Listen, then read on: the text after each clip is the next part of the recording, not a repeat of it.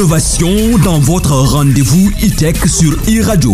Désormais, suivez le club de la presse Haïti chaque premier dimanche du mois. Et pour ce premier numéro, le délégué général à l'entrepreneuriat rapide est l'invité d'Ousmane Gueye, appuyé par 2 journalistes spécialisés. Au menu, le financement des entrepreneurs a-t-il de l'impact? Les enveloppes accordées aux demandeurs sont-elles à la hauteur des enjeux? La taxation des géants du numérique ne serait-elle pas contre-productive pour l'Afrique? Quelle utilité du futur incubateur dont les travaux viennent d'être lancés à Mermoz? Pape Amadou Sarr face aux journalistes spécialisés dans l'éthique ce dimanche 6 mars, après les éditions de 7h et 12h sur e-radio e-tech, l'émission d'un monde qui change, présentée par Ousmane Gueye.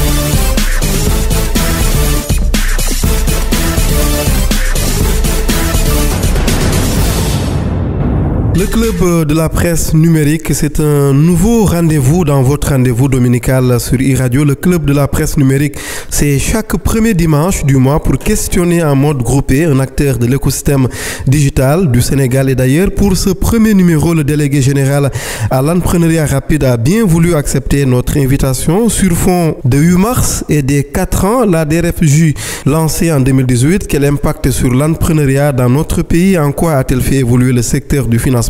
Quel pourcentage en termes de réussite pour les femmes et les jeunes? Quelle amélioration de l'inclusion numérique?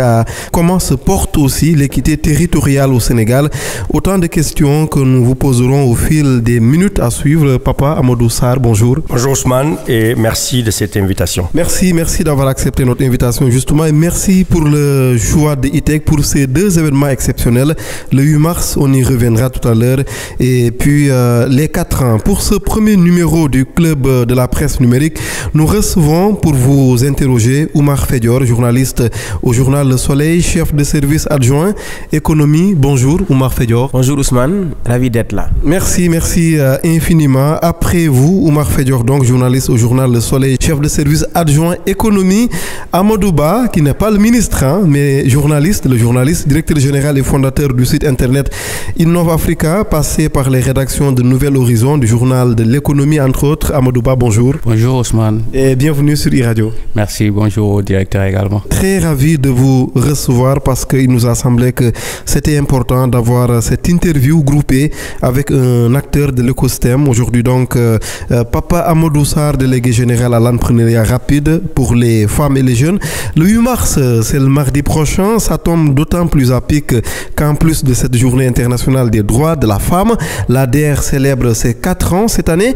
Qu'est-ce que vous considérez avoir été vos plus gros succès en 4 ans? Alors, je voudrais tout d'abord vous remercier, le groupe E-Media, mais aussi vos confrères Innov Africa et Le Soleil qui sont avec nous aujourd'hui pour inaugurer cette nouvelle émission que vous lancez. Et aussi, c'est un jour important pour nous car ça correspond aux 4 ans de l'ADER que nous célébrons le 8 mars. Et comme vous l'avez si bien dit, le 8 mars, c'est symbolique à plus d'un titre. Le 8 mars, on célèbre nos femmes, nos mamans, nos sœurs. Et c'est aussi le lieu de féliciter une bonne journée de la femme à toute la femme sénégalaise et à toutes les femmes du monde. Et enfin, le 8 mars, c'est très important pour nous parce que la délégation générale à l'entrepreneuriat rapide pour les femmes et les jeunes que j'ai l'honneur et le plaisir de diriger depuis 4 ans a été lancée le 8 mars 2018. Donc aujourd'hui, c'est une date anniversaire. Ça correspond à 4 années d'activité. Ça symbolise des succès, mais aussi quelques échecs qu'il faudrait relativiser. Ça symbolise une adhésion des populations du Sénégal à l'ADER, des rencontres, des témoignages forts, des vies changées, des milliers de femmes que nous avons accompagnées sur l'ensemble du territoire national, plus de 185 000 bénéficiaires. C'est des plaidoyers, c'est des demandes, c'est des difficultés aussi. Et c'est pour cela que nous avons voulu, dans 2 jours, regrouper certains de nos bénéficiaires pour échanger avec eux sur leurs témoignages, leur vécu, les manquements, les difficultés. Les manquements, c'est quoi? C'est ne pas avoir assez de ressources. Je pense que vous allez y revenir. Si on devrait retenir peut-être le meilleur souvenir, ce serait quoi? de ces 4 ans? Alors, le meilleur souvenir de ces 4 ans, c'est, je pense, une fois quand on était dans le sud, je pense que vers Sédhiou ou Ziguinchor, quand une dame qu'on avait financée à l'époque pour un peu plus de 3-4 millions de francs CFA, qui avait un business quasiment moribond, qui après 2 ans et demi, quand on était passé, était là, était quasiment comme une championne dans son secteur, dans son domaine, et qui employait plus de 7 personnes et qui priait pour nous, l'ADER et le président Macky Sall, en disant que c'est grâce à l'ADER et à cette vision qu'aujourd'hui qu'elle a retrouvé sa dignité, qu'elle travaille, que ses enfants vont à l'école.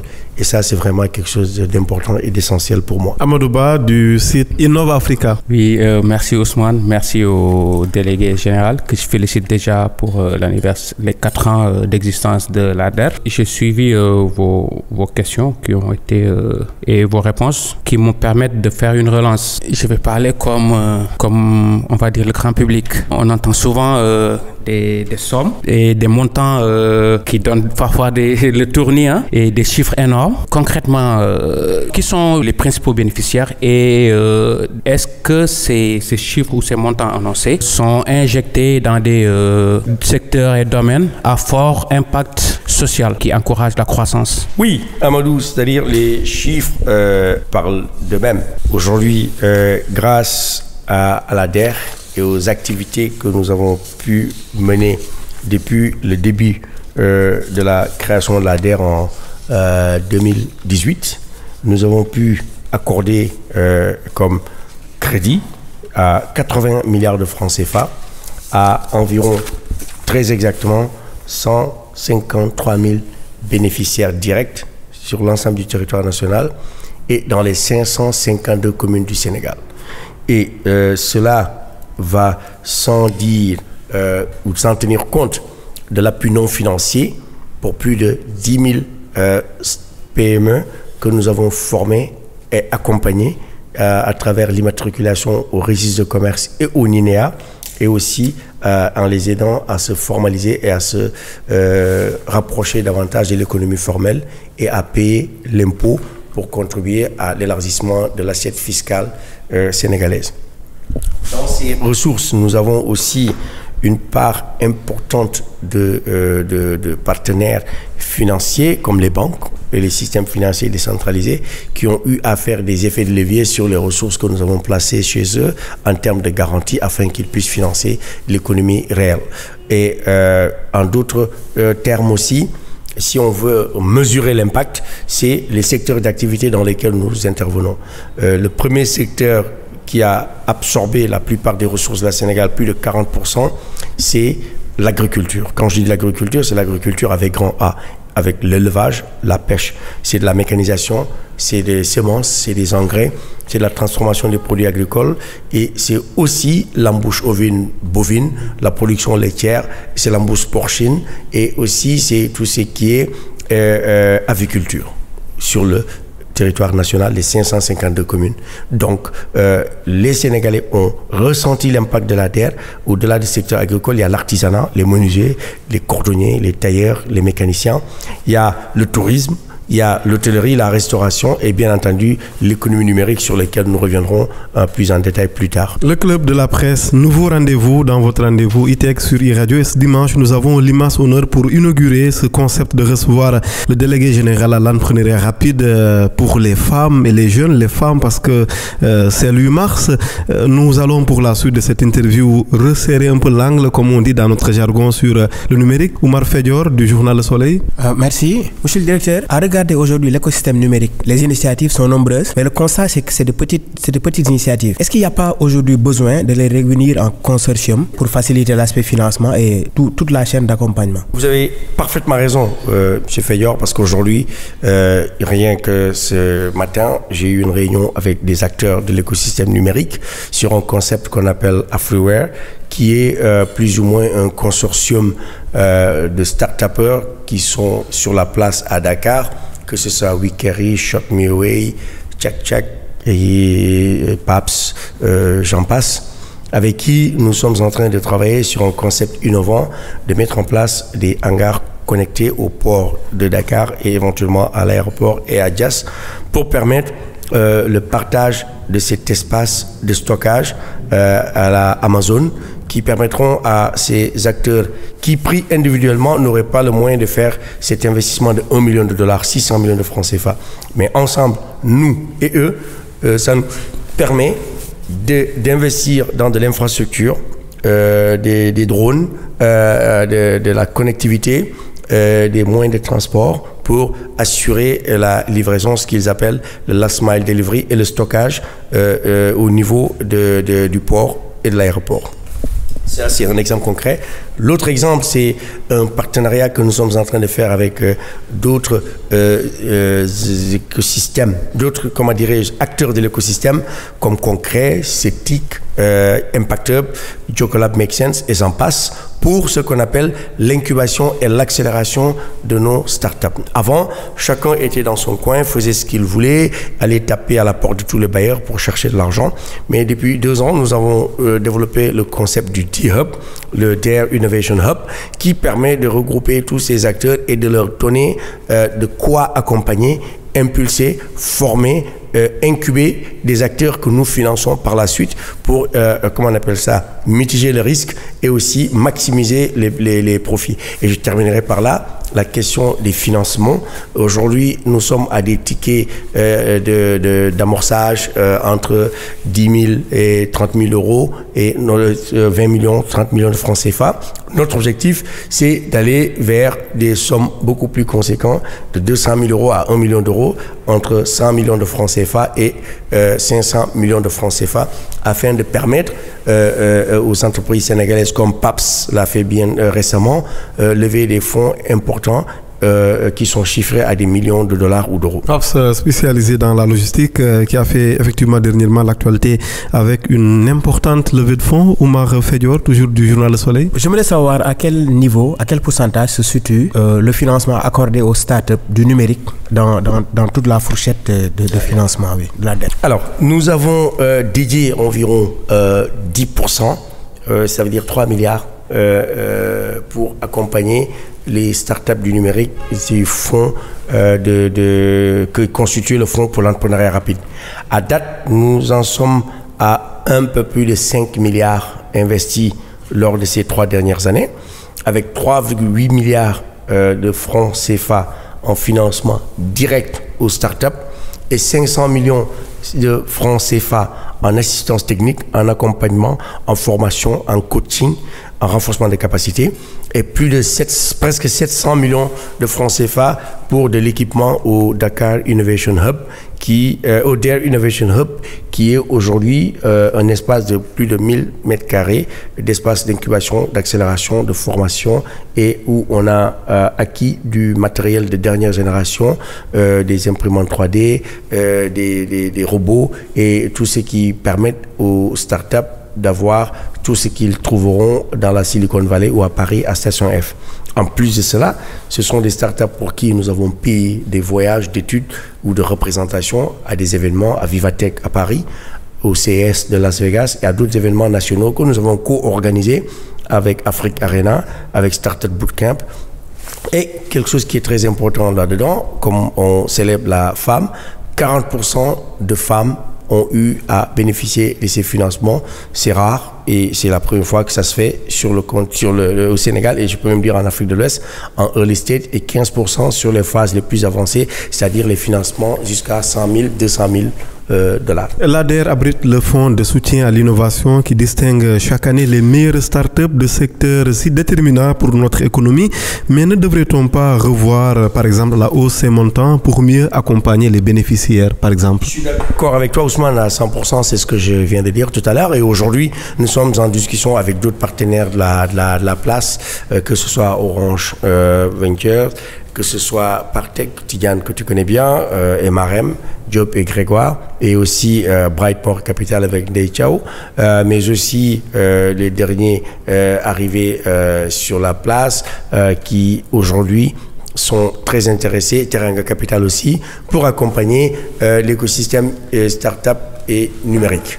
Aujourd'hui, mon objectif à la DER, c'est de pouvoir travailler avec ces acteurs, mais aussi avec des acteurs institutionnels comme la Banque mondiale, l'Agence française de développement et l'AFD, pourquoi pas, pour éventuellement lancer un fonds de plus de 50 millions de dollars, 30 milliards de francs CFA ou plus, pour justement adresser la question du financement des startups et des PME numériques afin de faire des tickets allant de 500 000 euros à 5 millions de dollars régulièrement par année, afin de faire de Dakar, comme on dit en anglais, the place to be pour l'innovation et le venture capital en Afrique. Amadouba. Oui, monsieur le délégué général, Ousmane l'a dit, hein, je vais le rappeler. Récemment, il y a PAPS et Yobant Express, deux startups sénégalaises spécialisées dans la logistique. Et il y a Wave, une fintech, une licorne actuellement, hein, qui séduisent les investisseurs avec des levées de fonds importantes. Qu'est-ce qui, selon vous, peut expliquer cet embellissement, hein, ou cette embellie? Excellente question. Il y a PAPS, il y a Wave, il y a Yobant Express. Mais je suis sûr que Pays Dunia va suivre. InTouch l'a fait avant. Il y a d'autres startups, l'Africa Mobile, Africa Mart et d'autres qui sont sur des segments un peu plus bas, en dessous du million, mais pas loin, entre 500 000 et 1 million de dollars. Et aujourd'hui, je suis sûr et certain que toutes ces startups, il y a CKP aussi, une startup sénégalo-ivoirienne, qui sont, il y a Weasel aussi, une startup sénégalo-ivoirienne, et avec qui nous travaillons, qui sont de belles pépites qui, j'en suis sûr, seront les futures licornes qui vont lever des millions d'euros et de dollars sur l'ensemble du territoire national. Ces 10 dernières années, il faut le dire, a permis à l'écosystème des startups sénégalais d'évoluer positivement, avec une accélération notable au cours de ces 5 dernières années ou 4. Et je ne dirais pas que c'est grâce à la DER, mais nous y avons contribué aussi en poussant l'État du Sénégal à légiférer à travers le Startup Act, qui a été le fruit d'un effort collectif entre l'État du Sénégal, à travers la DER, le ministère des Finances, le ministère de l'économie numérique, mais aussi les partenaires comme la Banque mondiale, les startups elles-mêmes, Sen Startup avec le président Abdou Koumbadien, mais aussi tous les acteurs non officiels étatiques, mais aussi des cabinets comme Carapace, etc., qui nous ont accompagnés à propulser cela et mettre le Sénégal à la 5e place en Afrique en termes de captation des fonds par les startups en 2021, avec le classement The Big Deal, ce qui n'est jamais arrivé. Personne ne s'y attendait, parce qu'en général, le Sénégal était très loin derrière, au 9e, 10e place, derrière le Nigeria, le Kenya, le Rwanda, la Tanzanie, l'Afrique du Sud, etc., etc., les Big Ten, comme on dit. Aujourd'hui, notre objectif, c'est d'être resté dans les top 5 et même peut-être grappiller un peu plus d'espace et être après le Nigeria, et l'Égypte ou l'Afrique du Sud pour vraiment être aujourd'hui une destination de choix pour l'investissement en capital et des fonds de private equity, des fonds d'impact investment ou des fonds de pension américains, européens qui vraiment ciblent ces jeunes pousses. Justement, comment faire selon vous, ou bien comment la DER fait pour justement réussir ce leapfrog, hein, pour ce saut de grenouille, hein, en français. Exactement, voilà, pour peut-être essayer de titiller les plus grands pays, hein, en termes d'innovation et de numérique en Afrique. Je vous parlais des pays anglo-saxons. C'est tout un écosystème. Il n'y a pas que la DER. Il y a d'abord le pays, le Sénégal, qui a mis en place la stratégie SN 2025, qui a permis d'avoir au niveau national un écosystème favorable. Aujourd'hui, avec un taux de pénétration de l'Internet mobile de 116% au niveau national, la démocratisation de l'accès aux smartphones, à la 4G, bientôt la 5G, et les nouvelles générations qui sont très connectées, digitaux, des natifs. Et aujourd'hui, tout ce qui touche l'investissement que l'État a fait à Diamniadio avec le parc de technologie numérique qui est en cours de construction avec mon ami et frère Bassirouba, le data center que Tier 3 certifié qu'a mis en place l'ADIE, Cher Bahoum. À Diamniadio. Diamniadio, toujours.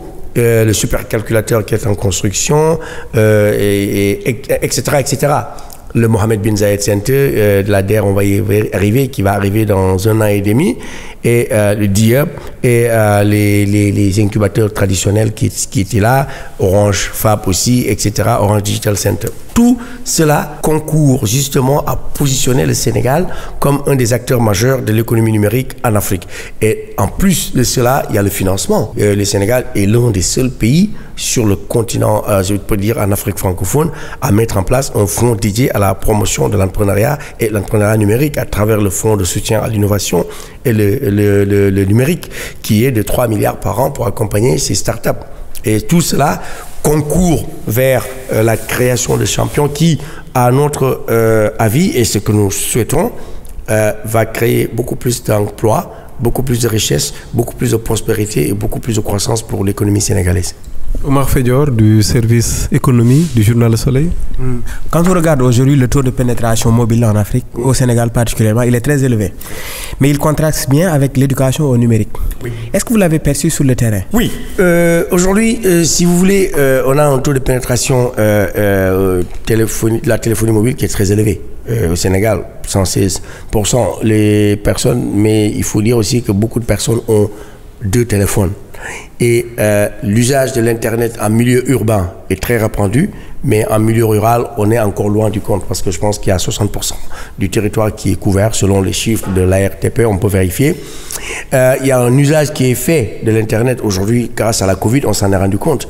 Les plateformes d'éducation en ligne, École au Sénégal, AfriBoard, etc., ont permis aux jeunes de se former, de s'informer, de s'éduquer, de faire les cours en ligne, de faire les examens en ligne et de faire l'obtention, les contrôles continus en ligne. Et des contenus et des divertissements, même aussi des jeux vidéo qui ont été faits au Sénégal avec Kainufo. Aujourd'hui, c'est aussi l'adaptation des technologies aux besoins du marché, avec un succès qui réside souvent dans la simplicité des solutions qui sont offertes par les développeurs, les promoteurs, les telcos, mais aussi les institutions, les grandes multinationales qui parviennent même à traduire en langue locale. Aujourd'hui, en Google, tu peux avoir un Wolof. Tu vas à la Société Générale pour retirer de l'argent. Avec la carte, tu peux faire un Wolof, un Bambara, un Peul. Donc, l'éducation ou l'illettrisme, peut-être, je dirais, est peut-être un frein. Mais quand on est alphabétisé, on peut parler le Wolof, le Pulaar, le Serer. On n'a pas de problème pour utiliser ces nouveaux outils. Et quelque chose qui est intéressant, j'en parlais avec le ministre de l'Agriculture le week-end dernier. Aujourd'hui, grâce à WhatsApp et à Facebook et autres, il n'y a plus de frein à l'accès à la connectivité parce que les gens, avec les audios, ils disent tout ce qu'ils veulent, ils n'ont pas besoin d'écrire, mais les messages sont perçus par des millions de femmes illettrées ou pas éduquées sur l'ensemble du territoire national. Oui, mais il reste que la langue reste une grosse barrière. L'anglais, par exemple, quand on parle des levées de fonds, souvent l'Afrique francophone est très très mal servie. Comment est-ce qu'on pourrait, disons, dépasser cet obstacle? Il n'y a pas de secret, il faut se mettre à l'anglais. Il faut que les parents éduquent leurs enfants très tôt, dès le primaire ou même à la garderie, pour que les gens puissent parler anglais. Parce que c'est la langue de l'économie, c'est la langue du commerce international, c'est la langue des échanges, c'est la langue du dollar. Donc il n'y a pas de secret, Ousmane. Il faudrait qu'on se mette à l'anglais. Tidiane Dème nous disait qu'il n'excluait pas, peut-être même que c'est déjà le cas, de mettre l'anglais comme un des critères pour les levées de fonds. Est-ce que l'ADER y tend? C'est pas un des critères pour les levées de fonds parce que heureusement il y a encore des fonds de pension en Europe, dans des pays où on ne parle pas anglais, en France et autres. Il y a aussi des fonds qui est des fonds de managers qui parlent français. Heureusement d'ailleurs, il y a des fonds de managers qui parlent chinois, russe, portugais, espagnol, etc. Mais ce qu'on constate, c'est que l'anglais est la langue dominante. Et la langue de Shakespeare est quelque chose qui, de tout le temps, a été mis en avant pour justement commercer, investir et financer. Et il n'y a pas de secret. Aujourd'hui, tu vas dans les deal rooms, comme ils disent, ils parlent anglais. Les fonds de venture capital, les fonds de private equity, les fonds de passion, ceux qui ont l'argent, comme on dit, le deep pocket, ils parlent anglais. Et il faudrait parler leur langue. Les deal flow, c'est en anglais. Les évaluations, c'est en anglais.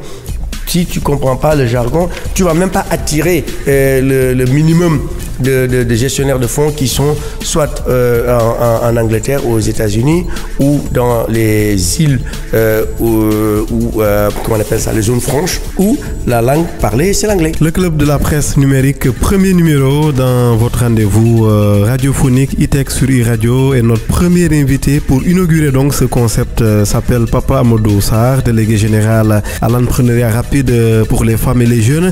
On le reçoit bien sûr sur fond de 8 mars et sur fond des 4 ans. Une pause de 25 minutes, le temps de laisser passer les dernières infos dominicales sur iRadio, et l'on se retrouve juste après.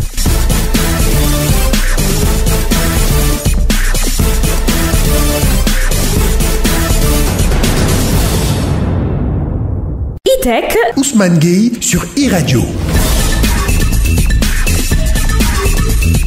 Le club de la presse numérique dans ITEC sur iRadio ce dimanche reçoit le délégué général à l'entrepreneuriat rapide, Papa Amadou Sarr, et pour l'interroger depuis 25 minutes, nous avons le plaisir d'être cette semaine avec Oumar Fedior du journal Le Soleil et Amadou Ba d'Innova Africa. Monsieur le délégué général, très rapidement pour cette seconde partie, on va démarrer par une barrière qu'on va certainement lever à l'issue des prochaines 25 minutes.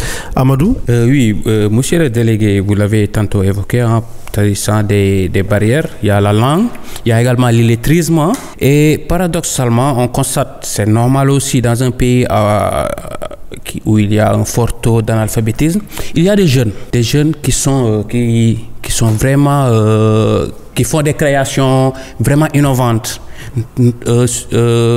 Et même dans les technologies de pointe, je vous parlais de l'intelligence artificielle, les objets connectés, le gaming par exemple, mais qui n'ont pas fait les bancs, comme on dit trivialement, qui n'ont jamais fait l'école, mais qui ont des dons dans ces domaines-là.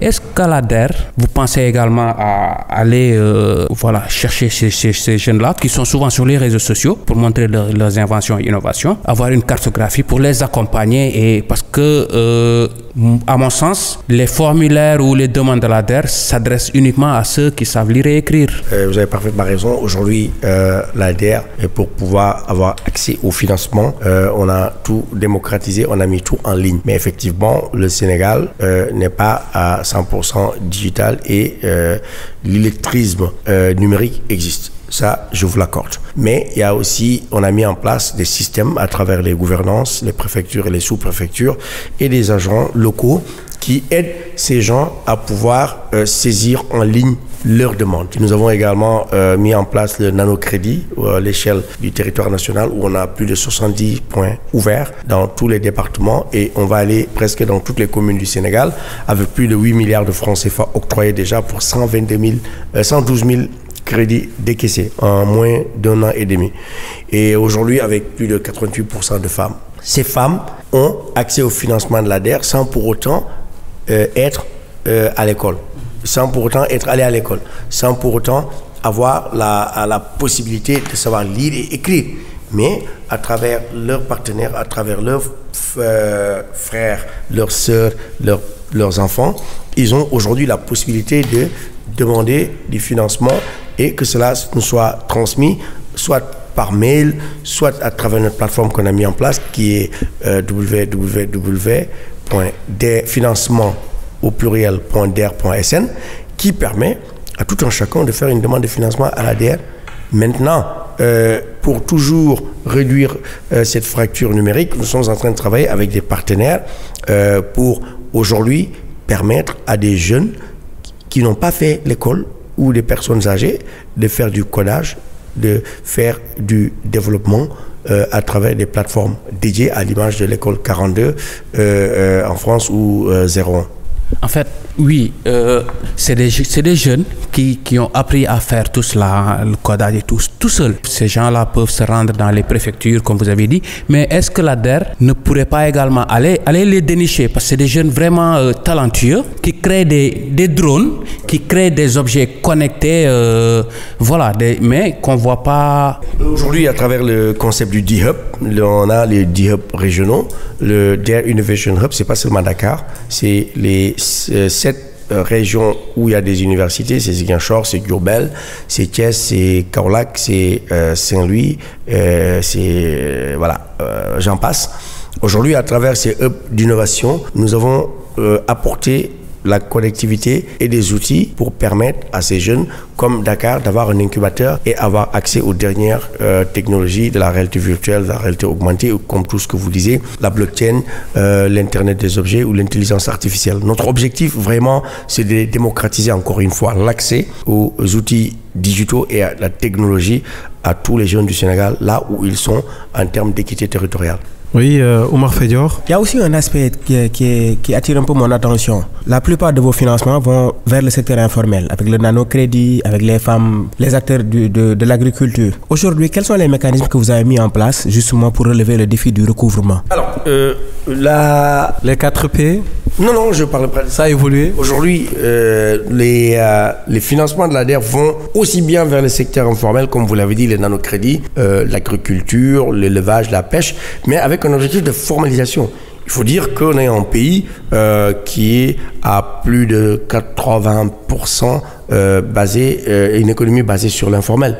J'avais présidé le rebasage du PIB en 2016, le rebasing du PIB avec le directeur général de l'ANSD de l'époque, M. Aboubacar Sadir-Bey, aujourd'hui directeur général du port de Dakar, et nous avions identifié plus de 400 000 unités économiques sur l'ensemble du territoire national et plus de 97% de ces unités étaient dans l'informel. Donc, il faudrait cibler ces acteurs de l'informel afin d'en faire des acteurs à part entière de l'économie formelle et leur permettre de contribuer à l'effort fiscal, à la croissance économique et au développement économique de notre pays d'abord.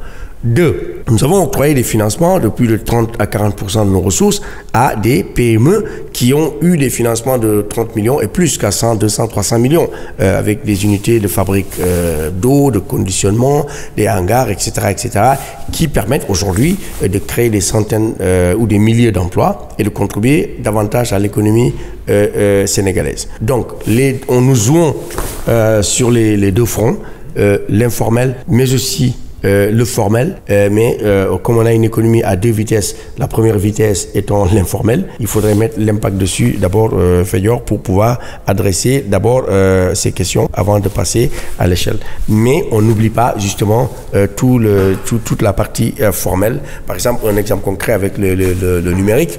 On a financé des startups qui viennent de naître avec l'idéation, avec des financements d'idéation entre 3, 4, 5 millions. En même temps, avec Optique, qui est un réseau de PME du numérique présidé par Antoine Gomme, le président d'Optique, nous avons fait des financements allant jusqu'à 100 millions de francs CFA. Aujourd'hui, à combien se situe le taux de recouvrement? Le taux de recouvrement, on doit être autour de 70%. Il faudra dire que ça a été impacté par la Covid, 2 années où l'activité économique a été au ralenti et nous avons eu à suspendre des recouvrements, mais on a repris et les choses se passent bien, surtout sur le nanocrédit. Et ce qui est important aussi aujourd'hui, qu'il faut connaître, c'est qu'aujourd'hui, la dette de l'État, elle n'est jamais éteinte. Donc, quel que soit Alpha, tant que les gens sont là et que les entreprises résident, elles vont payer la dette qu'elles ont contractée auprès de l'État, qu'on soit là ou qu'on ne soit pas là. Et Ousmane rappelait les 4 P, et ils sont toujours là. Le préfet, Ousmane les connaît très bien. La police, le procureur. Mais ça fait peur, cette déléguée générale. On ne peut pas prendre l'argent public, le dépenser impunément. Et il faudrait qu'on arrête avec la théorie de l'argent facile ou à la longour.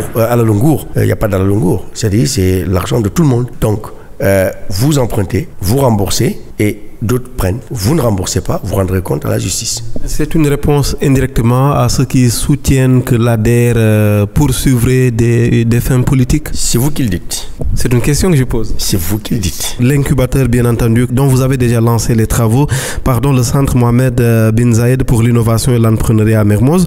Beaucoup de promesses à l'endroit des acteurs du secteur, notamment les jeunes innovateurs qui souhaitaient de tout cœur disposer d'une infrastructure d'un tel niveau.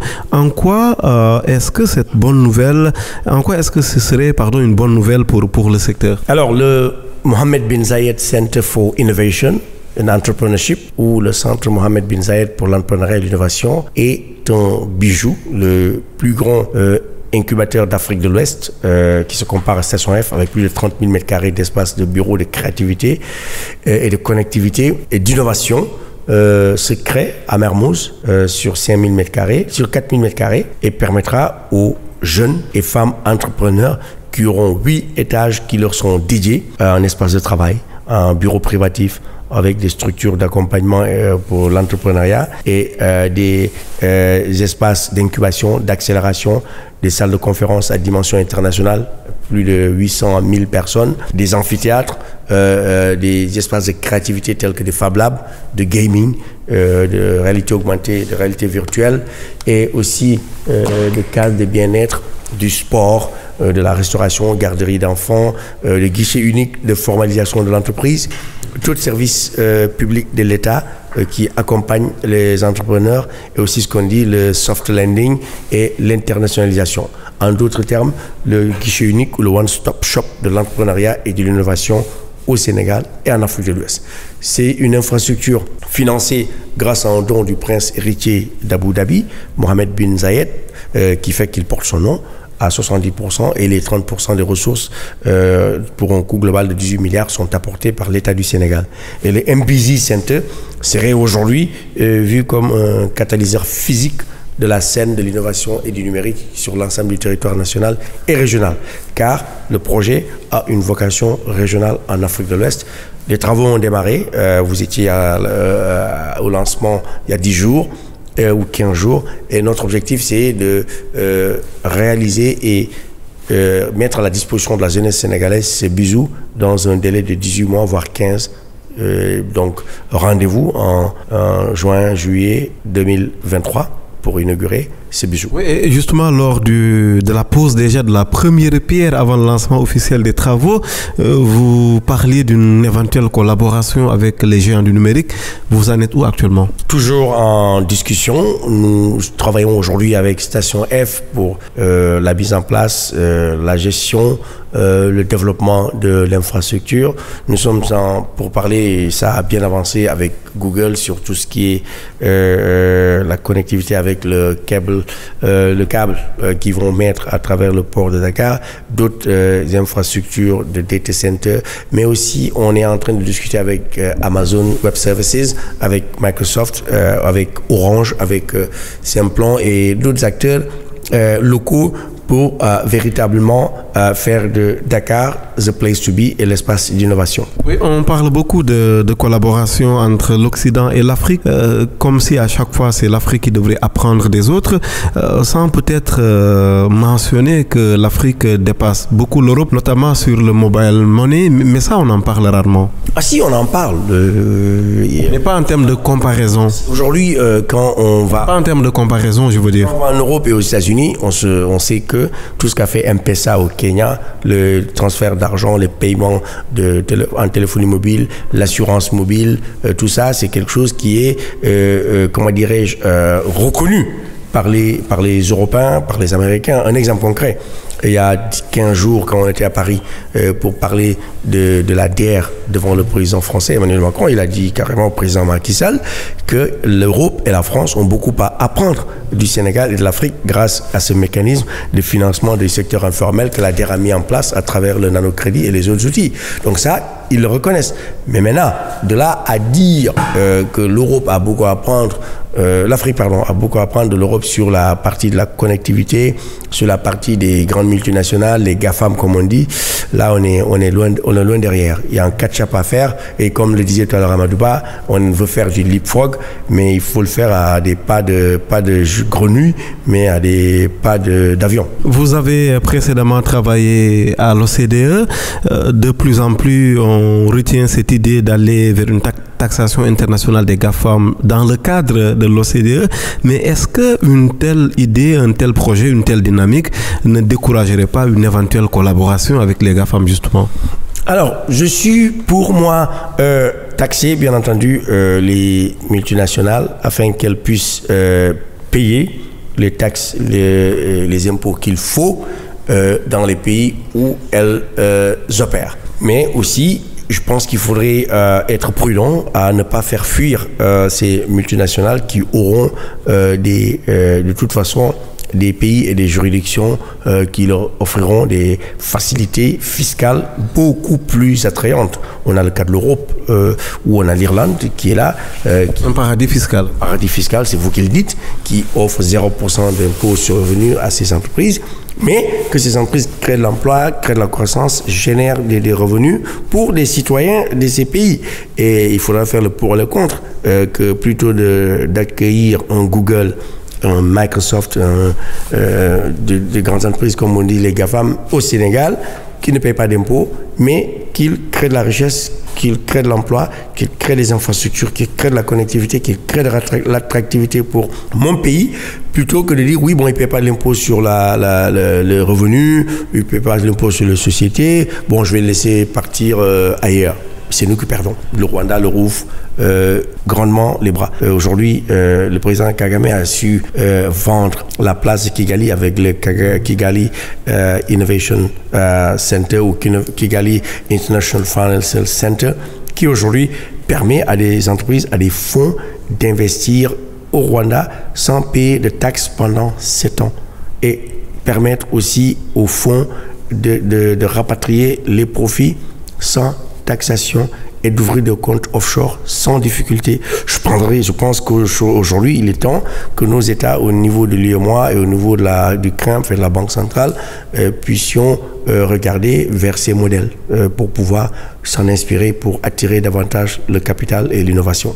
Inspiration ou pas, en tout cas, dernièrement, le Nigeria a montré la voie en demandant à ce que Twitter paye l'impôt chez lui, sinon il allait poursuivre, maintenir un peu la suspension de ce réseau social. Est-ce que vous pensez que c'est une bonne méthode quand même d'amener ces géants occidentaux du numérique à mettre de l'argent dans les caisses de nos États? Vous croyez que Twitter a besoin de 50 millions d'utilisateurs de Twitter au Nigeria, là où il y en a 3 milliards dans le monde, rien qu'un milliard en Chine? Non. C'est qui perd? C'est le Nigeria qui perd, c'est pas Twitter qui perd. Oumar Fedior, Amadou Ba, sinon? Mais le fait de faire payer ces GAFAM-là, c'est, on va dire, dans l'air du temps. C'est un gros débat en Europe, déjà. Oui. Exactement. Et si les gens pensent à faire payer ces GAFAM-là, ça veut dire que voilà, les GAFAM ont des choses doivent payer en fait. Et on rappelle que sur le cas du Nigeria, Twitter avait accepté de payer quand même. Amadou, je suis d'accord avec vous. J'ai pas dit que ces multinationales ne doivent pas payer l'impôt. Ce que je veux dire, c'est que quand ces entreprises viennent dans ces pays pour s'installer, il y a bien eu des négociations, des conventions, d'accords cadres et d'installations qui ont été signés, qui leur ont permis de s'installer et de payer les impôts ou de ne pas en payer, avoir une amnistie fiscale sur une période déterminée, 5 ans, 10 ans ou plus. Aujourd'hui, si on se rend compte qu'avec l'expansion du numérique, du digital, les profits générés par ces multinationales sont astronomiques et que les États disent mais bon, quand même, ils devraient pouvoir payer un peu plus que prévu. Je suis d'accord avec les États, c'est leur droit. Mais aussi, je suis d'accord avec les multinationales qui disent qu'on avait signé une convention avec vous pour ne pas payer d'impôts pendant 10 ans. Eh bien, après 10 ans, on va renégocier. On ne peut pas négocier comme ça du jour au lendemain. Parce qu'après, sinon, vous allez faire fuir les investisseurs et on va dire que les pays n'est pas investment ready ou investment friendly. Il faut faire attention à cela. Et que les États, avant d'attirer ces gros investisseurs, ces multinationales, ces GAFAM ou ces banques, s'assurent d'avoir l'accompagnement nécessaire des banques d'affaires, mais aussi des cabinets d'affaires internationaux, des juristes qui leur permettent de négocier des contrats qui ne leur seront pas défavorables. Il faut donc y aller, mais de façon intelligente, c'est ça? Mais c'est exactement cela. Il faudrait se mettre tous les atouts de son côté avec des conseils adaptés pour pouvoir arriver à tirer le meilleur profit de ces investissements. Amadou Ba d'Innova Africa. Oui, moi je vais revenir à la charge s'agissant des innovateurs. Moi en fait j'en ai vu qui m'ont vraiment subjugué. Qui soit ils ont fait des études poussées, oui, qu'ils ont fait soit des études ou pas. Par exemple, quand le Covid, moi je dis le Covid, quand le Covid battait son plein ici, il y a des étudiants de l'ESP qui avaient inventé un robot. Et qu'on a financé. D'accord. Tolbi. Voilà, je peux en citer, il y en a à boire et à manger. Mais je pense également, il y a un jeune qui habite Rufisque également, qui crée des objets connectés. Il y a 2 jeunes élèves sénégalais également qui ont créé une canne intelligente pour les personnes non-voyantes. Donc, je peux citer plusieurs exemples de ces jeunes-là. Je me dis, l'ADER, c'est comme un recruteur au football. Il peut également aller vers ces pépinières-là et vraiment les accompagner parce que ça a un impact considérable. C'est ce qu'on fait matin, midi et soir. La plupart des gens que vous mentionnez sont dans notre portefeuille ou qu'on a amené à Draper, à Vivatech, à MIT, le jeune Mamadou Lamine Kébé qui a découvert Dr. Care, on l'a financé. Il a gagné le grand prix du chef de l'État pour l'innovation de 20 millions de francs CFA, autant pour moi. Et c'est quelqu'un avec qui nous sommes en train de travailler sur une nouvelle comment on appelle ça, aventure qu'on appelle le car rapide émergent. On a un projet de renouveler le car rapide sénégalais avec de la technologie embarquée et très confortable sur lequel il est en train de travailler avec d'autres startups comme Solutronic et Africa Smart Citizen qui a mis en place des points de géolocalisation pour pouvoir, avec l'Internet des objets, surveiller le bétail. Et d'autres, j'en passe. Et aujourd'hui, c'est pour ça que nous avons lancé notre challenge. Et c'est en ligne pour que les gens puissent postuler et avoir des financements. Et chaque année, on en finance au moins une cinquantaine.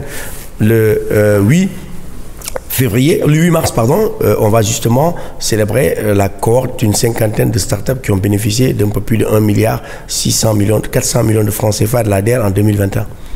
Oumar Fedior.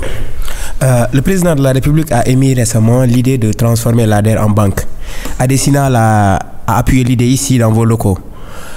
Est-ce que vous avez commencé à y travailler? Le cas échéant, est-ce que cela ne détournerait pas l'ADER de ses missions originelles quand on sait la lourdeur de nos procédures bancaires? Alors, très bonne question. Nous y travaillons depuis 1 an et demi. Et aujourd'hui, pour moi, il est grand temps, effectivement, que cela se passe, que l'ADER devienne une néobanque à l'image de la Banque publique d'investissement en France ou dans d'autres pays. Et ceci lui garantirait 2 choses. La capacité à lever des ressources hors budget de l'État pour faire face à des besoins de trésorerie immenses, mais aussi la capacité d'assainir son portefeuille et de pouvoir rembourser dans les meilleurs délais et aussi, comme vous le disiez tout à l'heure, éviter le syndrome de l'argent public, l'argent facile, parce qu'on saura qu'aujourd'hui, il y a des actionnaires à qui appartient cette banque et à qui on doit rendre des comptes, sinon on va faire face à la justice. Mettre l'ADER sous forme de banque ne veut pas dire forcément se conformer à la réglementation bancaire stricto sensu comme on le connaît ici avec le respect des ratios prudentiels comme édicté par la Banque centrale ou les normes de BAL 2, BAL 3.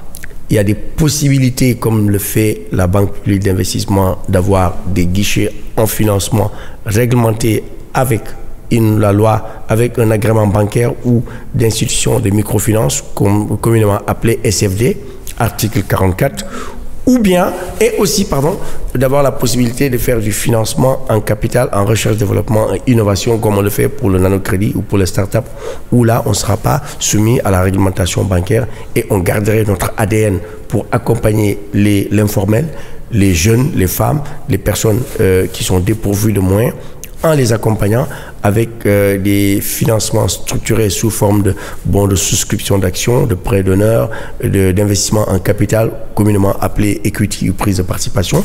Et pour les PME et TPE qui sont solides, qui ont la capacité de rembourser, à leur faire de la dette ou de la dette mezzanine.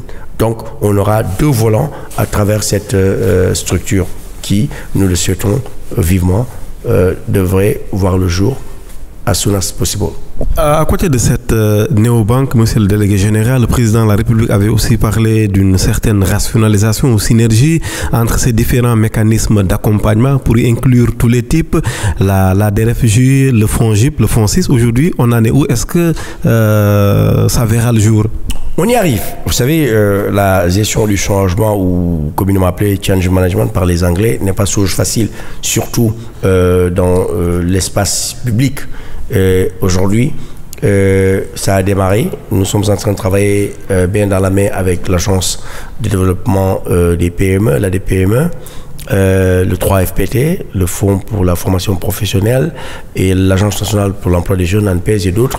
Mais il y a le FONGIP, le FONSIS et d'autres structures qui existent encore.